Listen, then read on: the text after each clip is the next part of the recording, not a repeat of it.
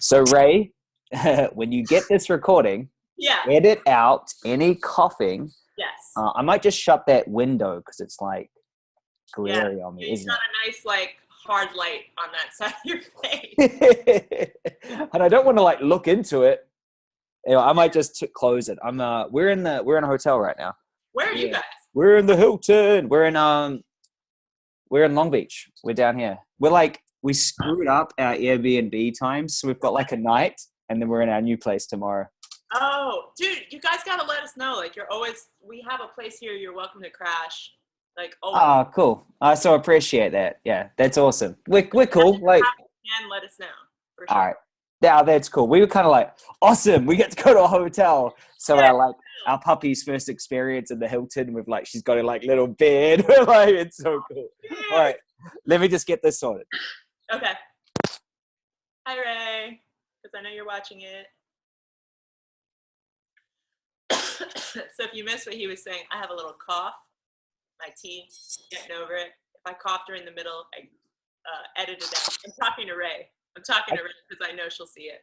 Oh, okay, good. I was like, I can't hear you. Don't worry, I'm not talking to you, okay? It's all about me. That's awesome. Okay, cool. So let's just dive deep on that. Sure. Welcome to the Total Freedom Podcast with your host, Duncan. And I'm here again with Alexi Panos. I know. Again! I know. We just can't get enough of the conversation we're having. How can you, right? It's so good. I know. I just listened to us again. I actually listened to us again. That's how good I felt it was. I just listened to me and you talking. But it was such a good show, and I just really appreciate what it is that you offer to the world and who you show up as. It's inspiring, to be honest, and it's really a privilege to be able to share you with all the people. And I think today is going to be awesome. So listeners, if you didn't listen to the first episode, well, then go and listen, because we're not going to reintroduce ourselves again. No. We're just going to kind of keep going. Yeah. So this is round 2, chapter 2. I don't know how many chapters there'll end up being, but I'm sure over the journey of life, there'll probably be at least a chapter 3. So we talked about lots of stuff last time. And since then, getting to know you even more, there is something that I think that you know so well that a lot of us really struggle with. And I just wanted to dive deep with it straight away. And I've seen your videos, and they rock, and they inspire me to be better. And one thing that I love, and one thing that Preston and you said to me last time is, Chris, it's as though you're doing great, but there's still a piece of you hiding. Yeah. And I've done a lot of work to get out in the front. And so I'm moving, and I think a lot of people aren't even showing up and out as much as I am. But then I know that there's this extra level that you guys are. And so I think everyone listening or watching, because we might put this on YouTube as well, is I want everyone to understand and learn from you today about how do we step out and be okay being out there and being big and being authentic and all the stuff that we have to deal with. And I just wanted to dive deep in that today, to be honest. And it's such a good topic. And, you mentioned something, and I want to touch on this, because you said, you guys are at a level, meaning Preston and I, but I want to be clear that even Preston and I are still working on peeling back the layers and literally doing this, arms wide open. Here I am. Here's my message. Take it or leave it. This is what I'm going to stand for. And it's been our biggest work. And I can speak on this really strongly because it's what I've been up against my entire life. I've had this story that it started off as, who do I think I am to do this? Right? Who do you think you are? Really? You think you can do this? Then it went into, okay, I'm doing this. But I want to make sure it's good. I want to make sure it's perfect. I want to make sure people really resonate with it. Then it's into, well, man, I just want to make content that's aligned with who I am and what's coming through me. I just need to share it. And now it's, can I stand in the fire with what I have to say, even if / when, because when you're a stand for something, it immediately creates a position, it creates opposition. Mm-hmm. And can I stand in that even when people come and say, I don't like it, I don't agree, I don't think you're right.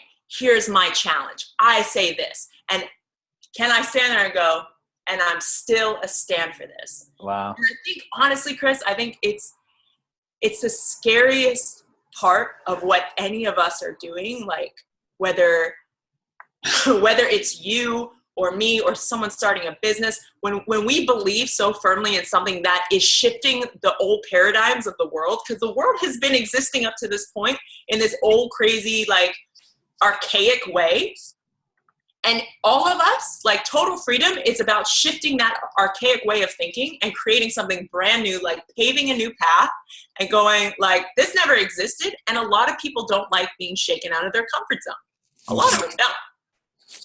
You know? I think it's huge. I think and here's what was big for me around this and why I wanted to bring it up is because it is still hard and it's still a challenge, but it is easier to talk about a product or to talk about somebody else or to talk about other things. But when it matters, truly, truly, truly matters, and it is you, when you put you out there, that like in a relationship or even more in the world, when you stand up and go, hey, this is actually who I am, everybody, and this is what I'm all about, like it's a big deal. And I know when I'm going through it as well, and there's layer after layer after layer, and you go out there and you know, you might do a video, you might say something, and there's this, oh, but what would so-and-so think?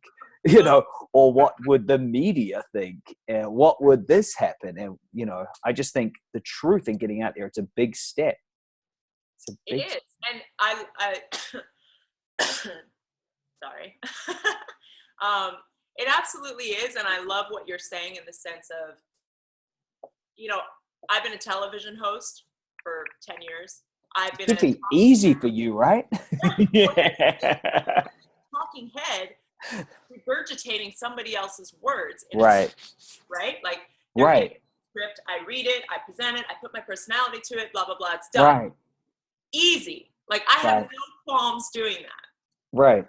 What bubbles up that like little voice, that inner critic, is the fact that it's my voice. That it's something that's coming through me. Is the fact that it's so meaningful and so personal that if somebody goes, that's crap, it's like, oh my God. I know. But here's what I found, and I've got to give credit to Elizabeth Gilbert. Have you heard of her? I have now. Okay, she's amazing. She wrote the book Eat, Pray, Love. Right, I know the book. Yeah, her latest book, Big Magic, is awesome. But she brought to light something that I studied a while back, but she said it so brilliantly. So back in the Roman days and in the Greek days, they would say an idea was your genius. It was your muse. So let's say Chris creates this amazing podcast called Total Freedom Podcast, and it's awesome. They would say to you, Chris, wow, this podcast is amazing. Your genius was really on that day that you created it. Your muse was really on point. So they wouldn't make it about you. It wouldn't be like a personal thing like Chris did it. It was your genius. It was whatever muse came down to create that idea and bring that idea forth. Wow. So it's a great way to separate the art from the artist, right? Wow. When it was bad, because art sometimes isn't that great, they would say, okay, your genius had an off day. Your muse was a little off that day. I mean, we're not sure who you called in, but it wasn't your genius. That's for sure. So that's one way that she talks about it. Now, the second thing is she talks about this idea about ideas. And ideas are like these crazy orbs. Imagine these orbs floating around in the universe. There's millions of them everywhere. And the only thing that an idea is focused on is getting made, is being brought into manifest into this world. So an idea can download into Alexi's head and come through, and I write it down. I'm like, oh man, that's a really good idea. And then I put it away in my journal, and I'm like, oh, I'll get to it later. That idea is going, no, I need to come out. I need to be made real right now. So it'll hop out of my journal, go into somebody else's head, download until it's made manifest. And that's why they say there's these ideas that pop up all over the world in different parts of the world, like one in Russia and one in Alabama. at the same time, and it's almost the same idea. Right.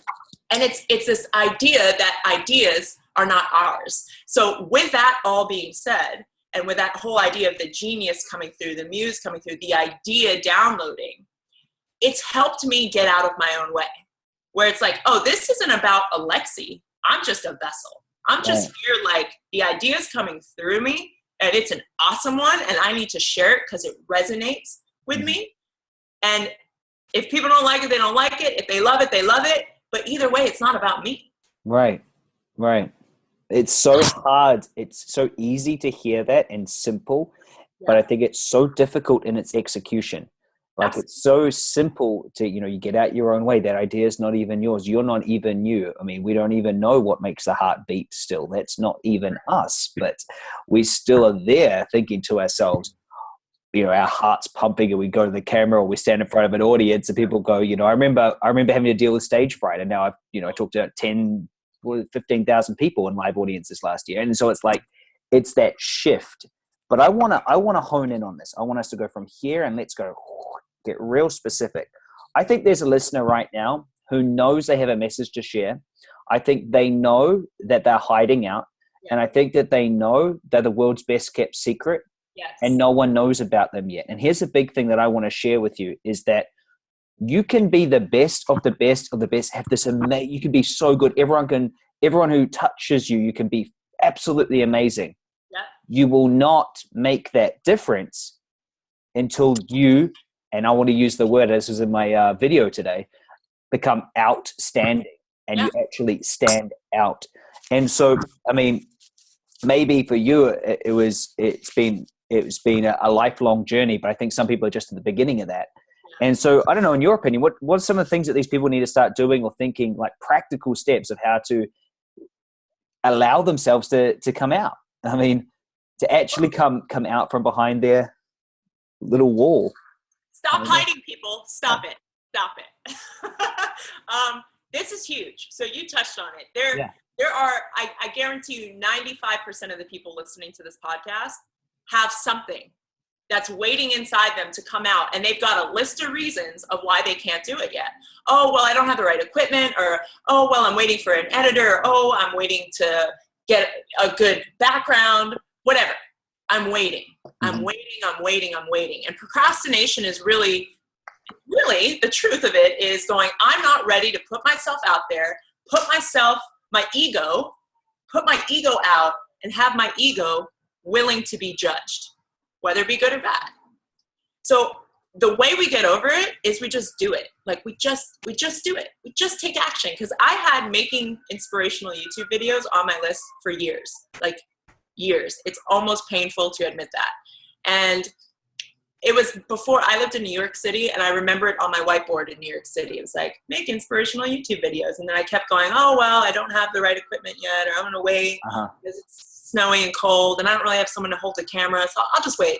I'll wait. And then finally, flash forward, cut to LA. I live here now. I'm like, okay, the excuse of the weather's not good doesn't work because the weather's awesome here. The excuse called I don't have the right equipment doesn't work because I have the right equipment. The excuse called I don't have time and I don't know how to do it is a lie because I can watch YouTube videos about starting a YouTube channel. And I just literally like obliterated all my BS. Bullshit. I obliterated it. I went through my list of excuses and go, nope. I can do it right now. So I set up the camera in the backyard.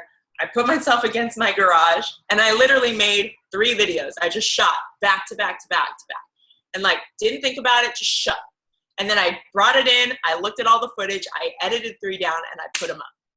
And it was like, oh, okay, my first 3 are out there. And then after that, it became easy. It's like the first thing, like what you said with stage fright, right? Yeah. Your first couple things, you're freaking out because you're like, oh my God, there's so many people here. What am I going to say? The more you do it, the more you're like, whatever. 10,000 people now, 15,000 people you can talk in front of. For me, videos now, I'm like, okay, yeah, I'm just making a video. I can do it in my car with my cell phone like this and post it and not care what people think because I know I'm past the thing about me. Oh, what are they going to think about me? I'm past that, which is the big thing. When you take a step and you go into action and you take that first like I need to step out onto the stage. I need to stand out, be outstanding. When you take that first step, you're automatically telling your ego to check in. You're like, you're gonna have to wait because I'm up to something right now, you know? Yeah. And then afterwards is when the ego mind starts going again. Because you could be on stage or you can be in front of the camera, you're in the flow, and then you post it or you leave off stage or you press send on an email that's gonna change your business. And then all of a sudden your mind starts going, oh my gosh, well, what if they don't respond? Or what if they hate my speech? And what if they talk about how bad it was? Or what if I get a negative comment? And that's where you have to keep checking yourself. It's not about me. It's about my message. I love it.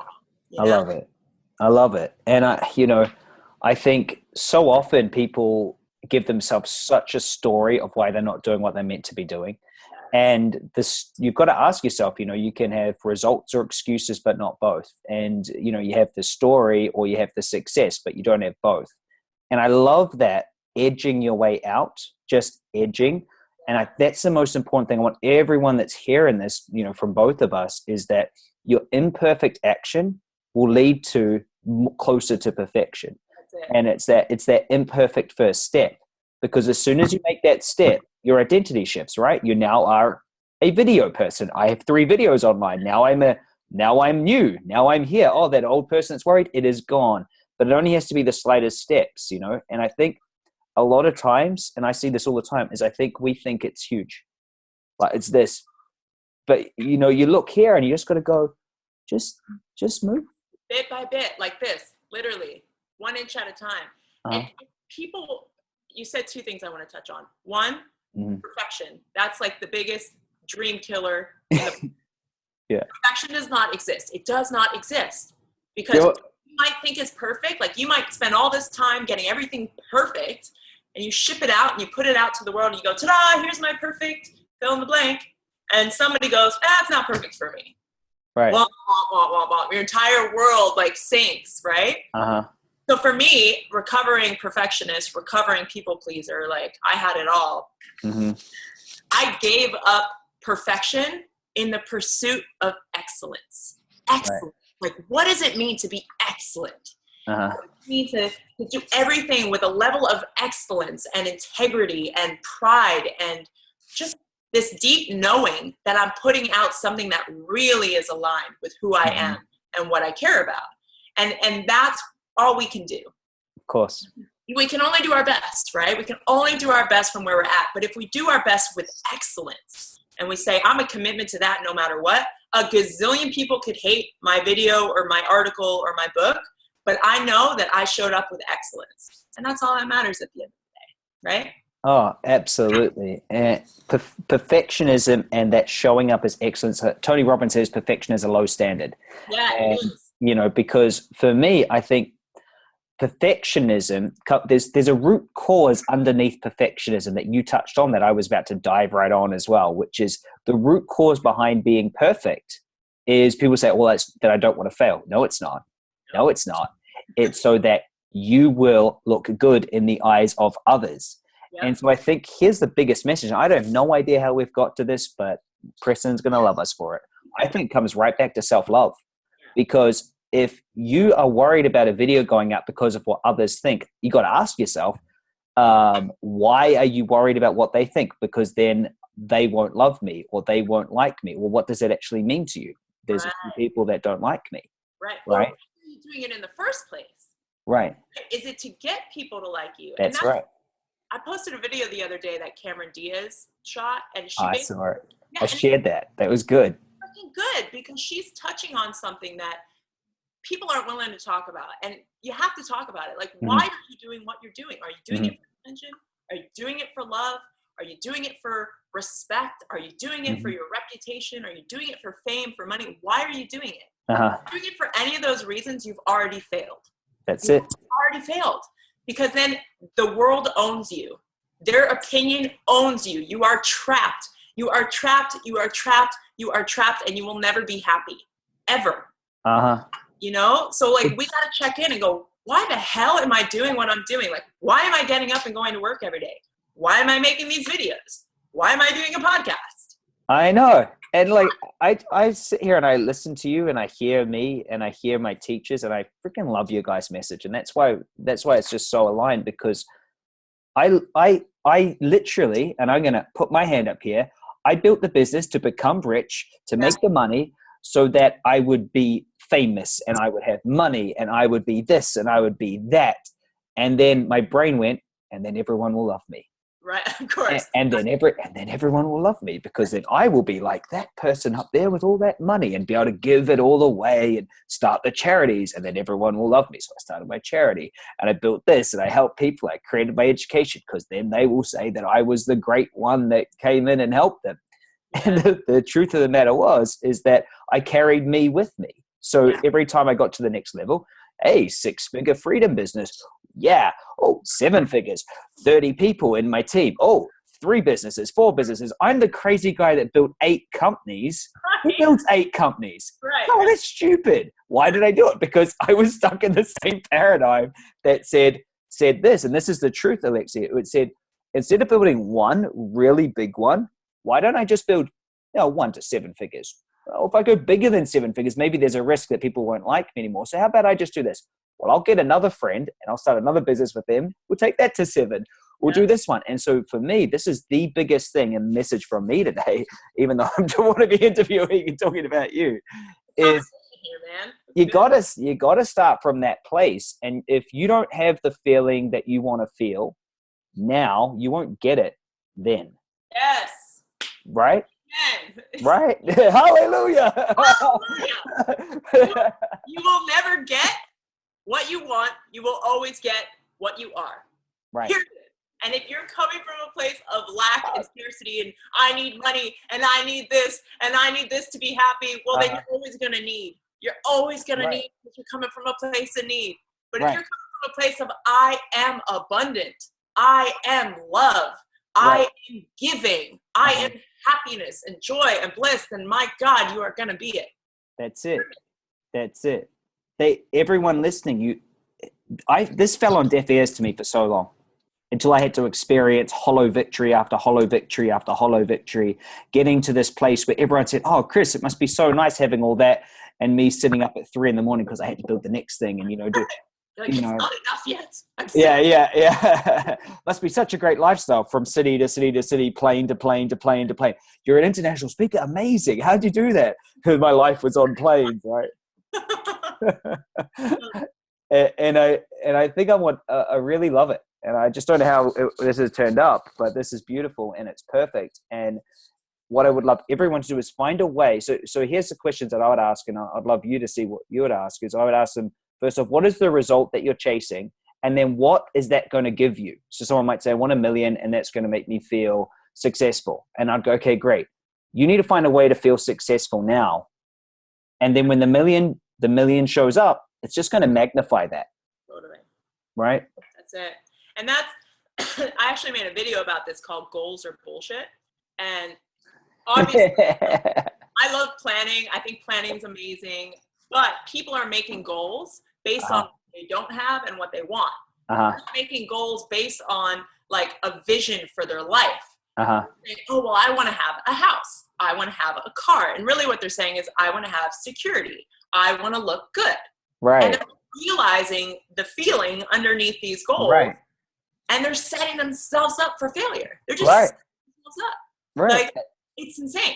I mean, and both of us are in LA right now. Well, actually, I'm not. I'm in Long Beach, but you are, and I was yesterday. Exactly. And like just over there is filled with people with a lot of success, but not even what we're talking about. Yeah.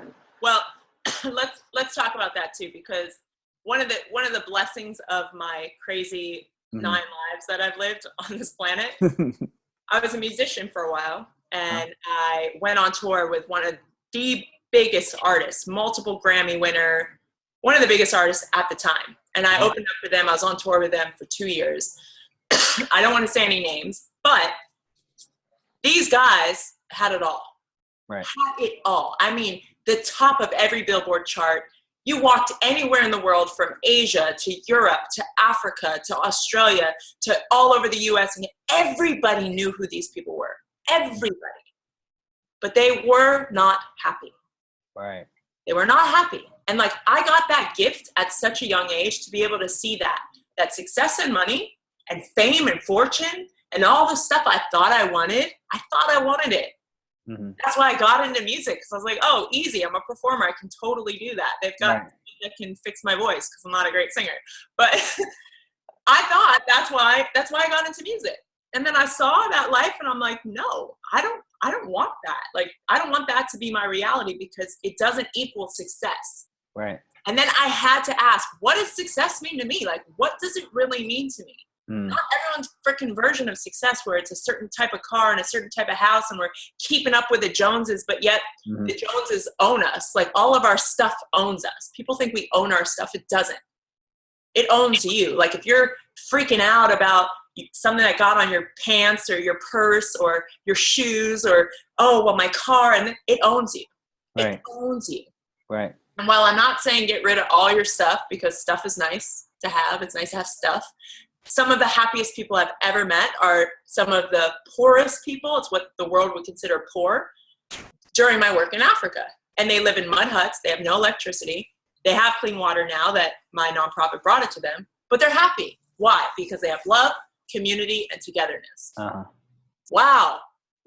It's like the most basic stuff. And we forgot. And the funny thing is that music group that I was on tour with, what were they missing? Love, community, togetherness. That's what they're missing. Right. They had everything else, but they were missing like the fundamentals of life. Right. So that's why they didn't feel joy. So while we're talking about like bringing our message out and standing in the fire and being willing to go there and being willing to put yourself out there and face annihilation and like allow your ego to just be blown to shreds. Yeah. While we're talking about that and we're asking you, figure out why you're willing to do that. Also know what your definition of success is. Right. Because if not, you're going to be chasing, like running down a long road that goes nowhere. And it never, ever. Like, can you be successful now, in the moment, right now, with whatever you have or don't have? Can you be successful? And you know what? I can hear them, and I can hear me in everybody. And this is what I hear when someone said to me, but you're already successful. I remember when on my first business, we exited it. It was good. It was good business. And I decided I wanted to get into personal development. And I'm in this second boot camp of learning how to become a coach. And he gets me on stage. He said, Chris, tell me your values. What's your number one value in life? It must be health. At the time I was doing detoxing and green drinks. And I said, my number one value is success. And I remember the speaker looking at me going, you're already successful. And I said, and I looked at him, I said, no, I'm not. And he said, and he said to me, what we're saying right now. And at the time, my rule said, no, I was not successful unless I had A, B, C, D, E, F, And I hear the person out there, and I'm sure it's showing up on this call because maybe both of us, definitely me, have been in that place. Yeah. And when you're able to hear us, you might need to listen to this a few times, listeners, to hear us. When you're able to hear us, the success that you wanted, when you don't need it, when it magnifies the feeling of success, it's like, it's faster than the fastest thing you could imagine. It's like it avalanches on you. Yes. And it's so hard. I couldn't hear it because for me, it was like, no, I can't feel successful. I've got to have this. And I'd put the fire behind and push and push and push. And I think this is such a strong message when suddenly it's like, you know what? I am totally cool going to the beach, having a cup of coffee and just being, and I feel really successful, and I'd feel even more successful, more of it, if I had this and this and this and this and this. So I'm going to go and expand what I have. You know, I hope that I'm able to articulate it. And that's why I love what you do so much, because I think the message is the same. And I feel that all of us have to hear it, and every listener here has to hear it. And we all need a different messenger. Yeah. And we need to hear it 1,000 times. Like, I right. love what you said.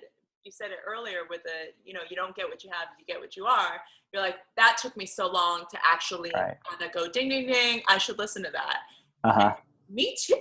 Like, I've been reading that since I was in my teens. You know, I was on to Tony Robbins at a young age. Right. It wasn't until it hit me where I was like, pause, wait a second, I get it. I'm attracting what I am. Right. I'm going to keep getting more of what I am. So if I'm feeling a lack of love, I need to show up as love. Okay. And it's so simple. But Uh-huh. it's truly one of the hardest things to do, because I think we're programmed as a society, as a people, to wait for the world to show up for us. Uh-huh. Wait for our government to show up for us and do something about it. Wait for someone to do something about it. Wait for our husband or wife to do something about it and apologize to us. And like, we're just waiting. We're waiting. We're waiting. We're waiting. We're waiting. But your life is moving. Your life is ticking. Like, your time is ticking. And you're trading your days for something on this planet. What is that thing, right? Mm-hmm. And yeah, if we can choose to be what we want now and recognize we already are that we don't even need to want it because we already have it here. It's just a choice. Mm-hmm. Then everything else is a bonus. And you said it, the avalanche thing, like, oh my God, that hit home. The reason I'm so successful right now and life is like, it's like the floodgates of opportunity and abundance have opened. Yeah. Myself and my fiance, it's like, it's because we don't need it. Right. We are it. Right. Like, oh man, the video I posted up last week was a take on the very first book I ever read by Wayne Dyer, which was "When you believe it, you will see it," and I changed it. Yeah. I love him, and you know, wherever he is right now, I'm sure he's hearing me. Oh, but yeah, sure. Here's what I wrote on my video: is when you be it, you will see it. And I think that, you know, that's it. I don't even know if you have to believe. I think you have to be. You need to step into it now, and then you'll see it show up, not the other way around. You know, people always say, I'll see it. When I see it, then I'll believe it. You know, when you show me, then I'll know you love me, right? Or whatever it is. And so, I'm waiting. Yeah. Yeah. Right? Yeah. I knew we were going to go over time and just go and talk. And I just love what you guys are up to so much. And I just appreciate you guys massively and taking the time out to be on here. You know what I think? I think we need to have like the Alexi, Preston, Chris show. We need to have like we just need like a live broadcasting show. I mean, we need to put this on like a regular.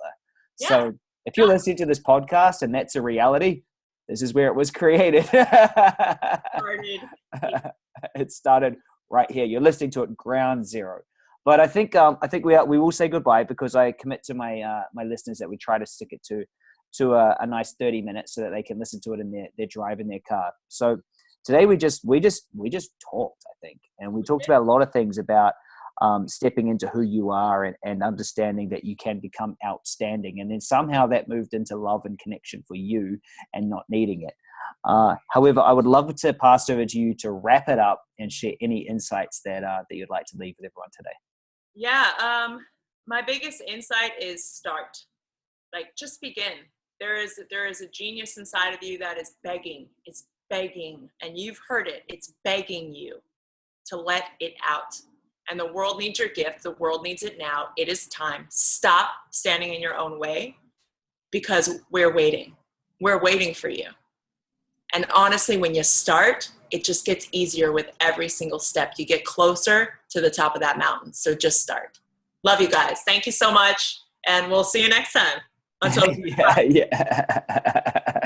Guys, if you're in Australia or New Zealand, make sure you check out the link to go and get some tickets to see Alexi and her awesome fiance Preston Smiles when they visit Auckland and Australia. So go check that out. It'll be in the show notes. This is the Total Freedom Podcast. Your host, Christopher Duncan. Live with total freedom. Free your mind, free your time, free your life, so you can do what matters most. Smash it. Awesome. You're awesome.